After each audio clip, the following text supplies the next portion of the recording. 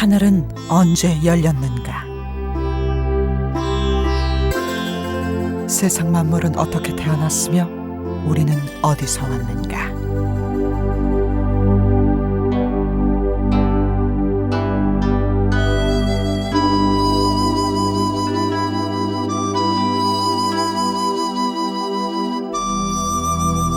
사람들은 저마다의 언어로 창조와 문명을 이끈 신들의 계보를 만들고 신전을 꾸몄다.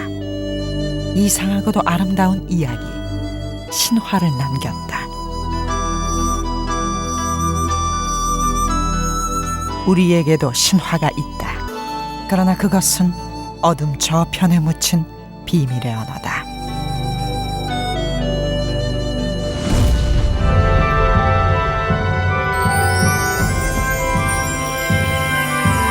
강화도 만이산, 언제부터인지 알 수 없는 오래전부터 이 땅의 사람들을 하늘과 이어주던 신성한 산이다. 안개를 거슬러 오른 산 정상에 하늘을 향한 제단이 있다. 참성단이다. 고려와 조선의 역대 왕들은 이곳에서 하늘의 제사를 올렸다. 언제부터 이곳에 제단이 있었는지는 아무도 모른다. 그러나 처음 제단을 쌓은 이는 아주 이상한 신화와 함께 그 이름을 남겼다. 단군이다.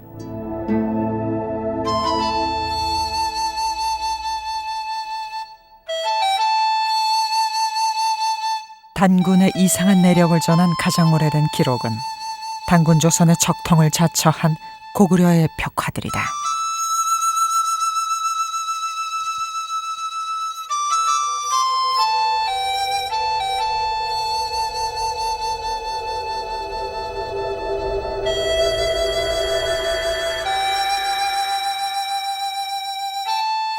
문헌 중에는 고려 승려 일연의 기록이 그중 상세하다. 아득한 옛날, 하늘의 왕 환인에게는 환웅이라는 아들이 있었다.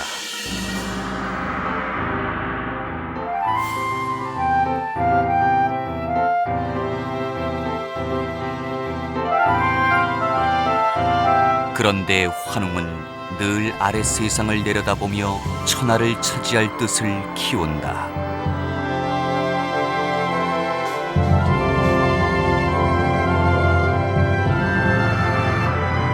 아들의 뜻을 안 아버지는 환웅을 아래 세상으로 내려보내기로 결심한다.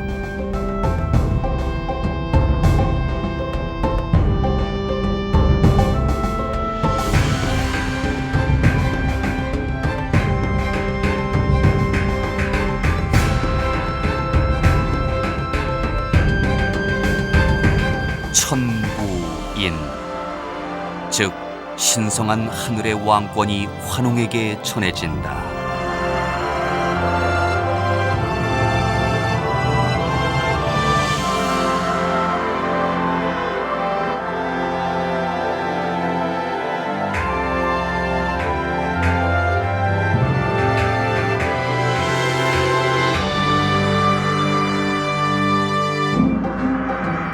풍백과 운사, 그리고 우사가 하강하는 천재의 아들 환웅의 일행에 합류한다. 무리 3천이 그 뒤를 따랐다.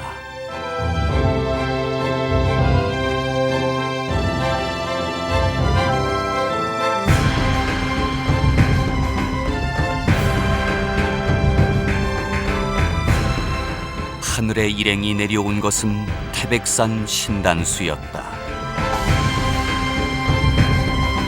그곳은 참으로 널리 세상을 이롭게 할 뜻을 펼칠 만한 곳이었다.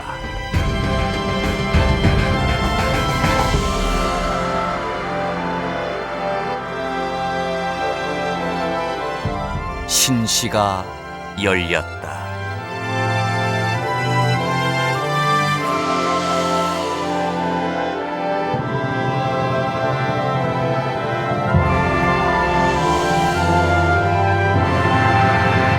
환웅은 그곳에서 곡식, 수명, 질병, 형벌, 선악을 포함한 인간의 360가지 일을 주관하며 세상을 다스렸다.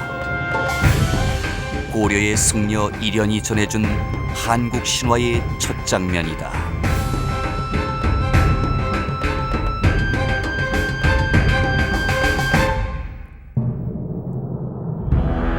스스로 인간의 땅으로 내려온 신 환웅. 우리 문헌이 기억하는 최초의 신화 속 영웅이다. 뒤이어 신화는 그의 기이한 사랑 이야기를 전한다.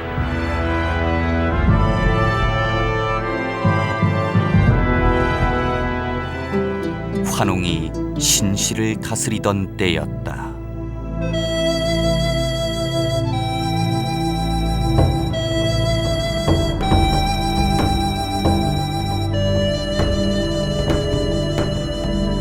곰 한 마리와 범 한 마리가 같은 동굴에 살고 있었다. 곰과 범은 늘 사람 되기가 소원이었다.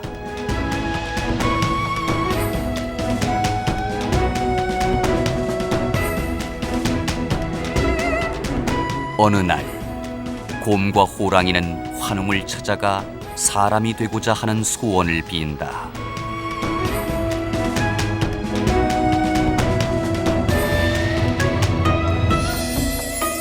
환웅은 신령스러운 쑥과 마늘을 주며 100일간 햇볕을 보지 말라 이른다.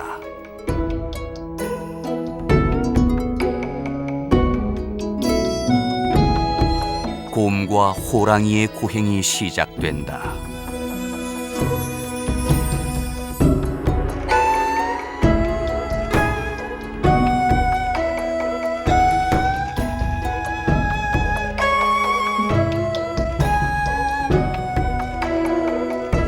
그러나 도중에 호랑이는 그만 동굴을 뛰쳐나가고 동굴에는 곰만 남는다.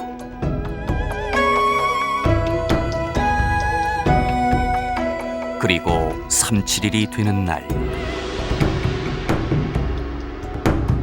곰은 그토록 소원했던 인간, 그 중에서도 아름다운 여인으로 다시 태어난다.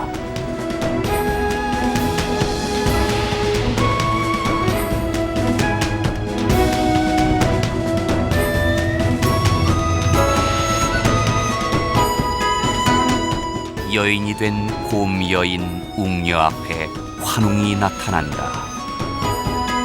하늘의 왕자는 그 여인 웅녀를 배필로 맞는다.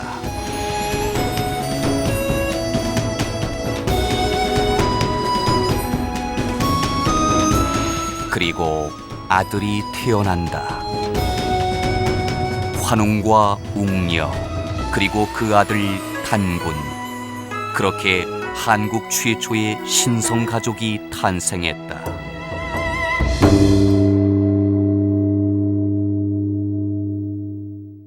건국 신화의 기능은 이제 이걸 그 국가를 창건한 개국의 그 국조 신화라고 해서 왕권 신화라고도 하는데, 왕권 신화는 그 나라를 세운 통치 집단의 신성성을 부각시키는 그런 정치적 기능을 우선 생각할 수 있습니다. 그러니까 우리는 신성한 그 신의 후예가 다스리는 나라다.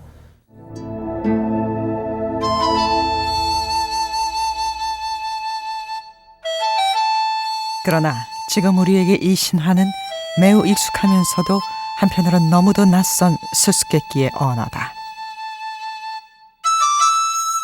수수께끼를 간직한 채 신화는 다음 장을 펼친다.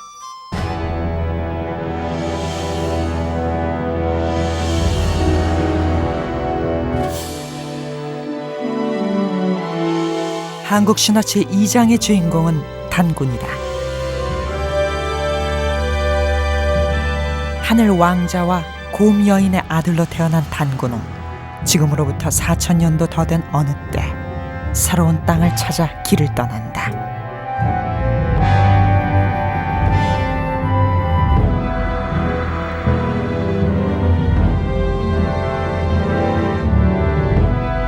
그가 왜 아버지의 땅 신시를 떠나야 했는지 신화는 설명하지 않는다. 다만 그가 고조선을 개국했다는 사실만을 분명히 했다.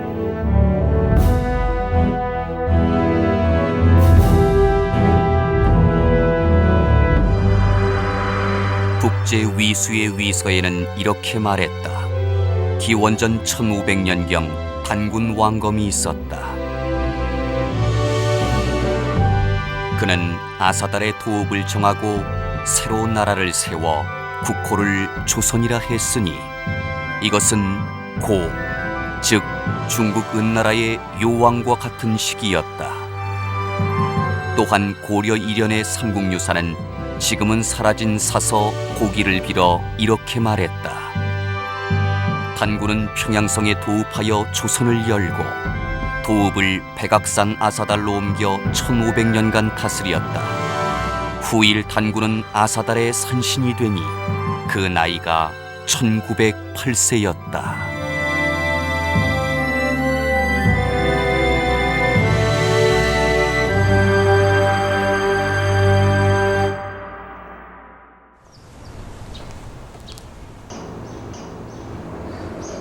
단군과 고조선 개국에 얽힌 신비한 이야기는 한국인이 하늘의 직계자손임을 말해주는 역사적 사건으로 믿어져 왔다. 우리 민족은 이제 하늘을 중시하는 그런 민족이라고 들었습니다. 그래서 그 하늘이 열린다라든지 하늘에 또 돌아가신다든지, 그래 이제 개천이라는 의미는 이제 환웅 할아버지께서 그 땅에 내려오셔서 또 단군을 낳으시고 단군 할아버지께서 이제 그 고조선을 그 만들었다는 의미로 또 개천절을 이제 기리고 있습니다.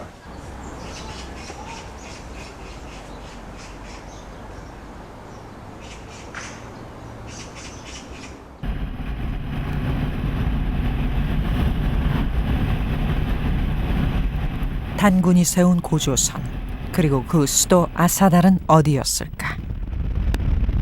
고고학적 발굴은 단군의 아사달이 저 먼 북방에 있었다고 추측해 한다. 중국 요녕성의 고도 조양, 그 일대는 대표적인 고조선의 유적지다. 요녕성 박물관, 조양에서 나온 고조선 유물들은 이곳에서 볼 수 있다. 전시물들 사이에서 만나는 아주 낯익은 물건, 고조선을 상징하는 표지 유물 비파형 동검이다. 당대 최상위 지배층의 부장품이던 기아학문이 동경도 볼 수 있다.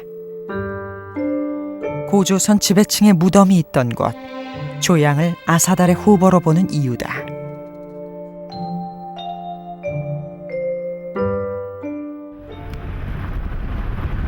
조양과 함께 중국의 가장 오래된 도시 중 하나인 심양. 이곳에서도 고조선 지배층의 무덤이 발굴되었다. 정가화자 유물 전시관은 굳게 문을 닫은 지 오래다.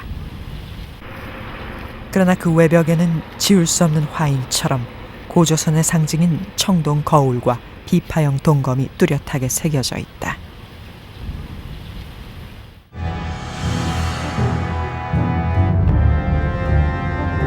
고조선의 흔적을 따라가다 보면 압록강을 훌쩍 넘어 요동과 요서 지역을 밟게 된다.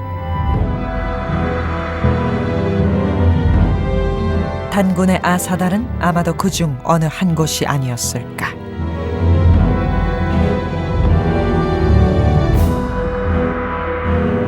신화는 신화일 뿐이라고 말하는 이가 있다.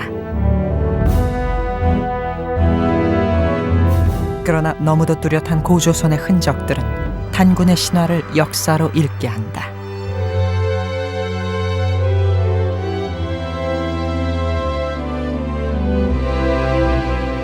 단군이 실체를 가졌다면 그 아버지 환웅이 열었던 신시 역시 실체를 가진 역사였던 것은 아닐까.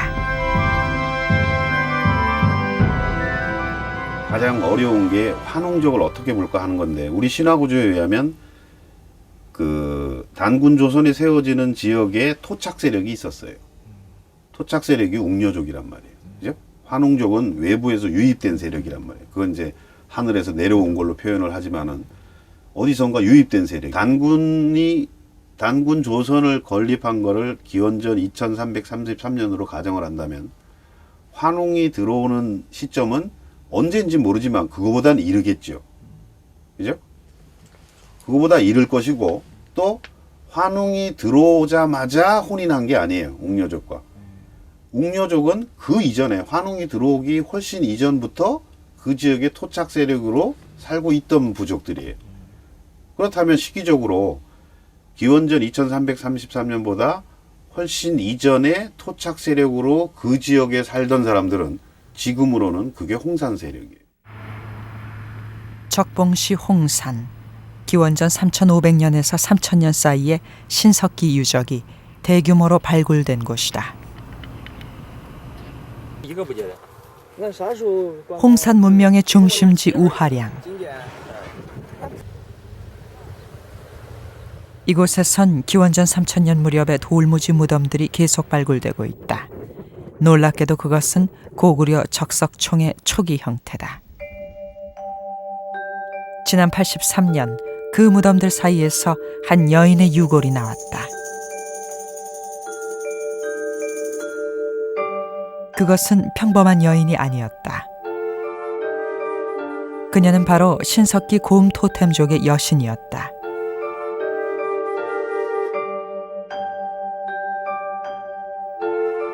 여신의 무덤에서는 실물 크기의 곰발 소조상과 함께 곰의 턱뼈가 나왔다.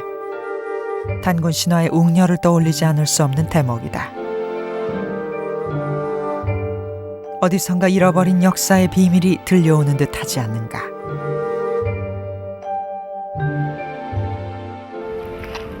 우하량 북쪽 적봉시 일대는 홍산 문명을 이어받은 청동기 문화 유적의 중심지다.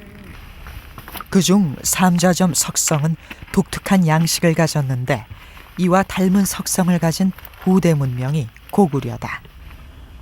놀라운 사실이 또 있다.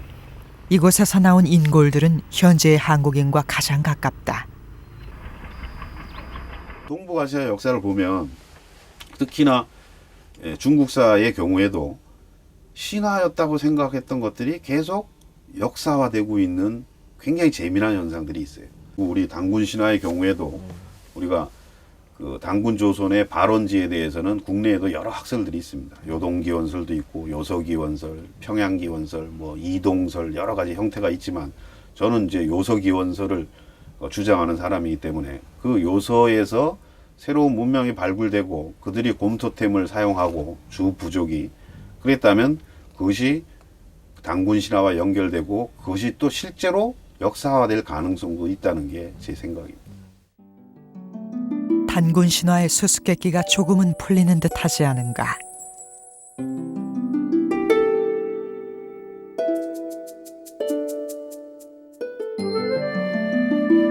아마도 환웅과 그 일행은 강력한 신문명을 가지고 외부로부터 이주해온 세력이었을 것이다.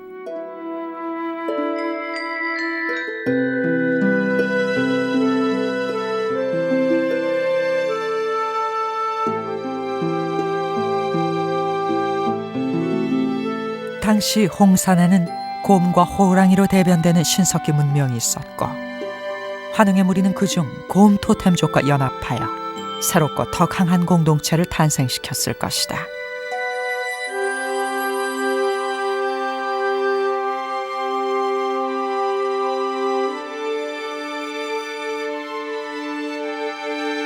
오랜 후 단군으로 대표되는 환웅, 웅녀족의 한 갈래가 독립한다. 그리고 고향을 떠난 단군의 무리는 마침내 한국 최초의 국가 고조선을 건설했을 것이다. 우리나라의 그 신화, 그 중에서도 문헌에 기록된 건국 신화는 특히 역사하고 아주 밀접한 관련이 있습니다. 그래서 건국 신화를 역사의 일부라고 볼 수 있는 근거는 건국한 국가가 역사의 실체로 남아 있고 그 국가의 제1대 왕으로 역사에 기록이 되어 있기 때문에, 그러니까 역사적 사실을 신화적인 표현으로 그렇게 서술을 했다 이렇게 볼 수도 있고, 또 다르게 말하면 신화적인 내용을 역사에 편입시켜서 역사로 바꾸어 기록했다 이렇게도 말할 수 있겠습니다.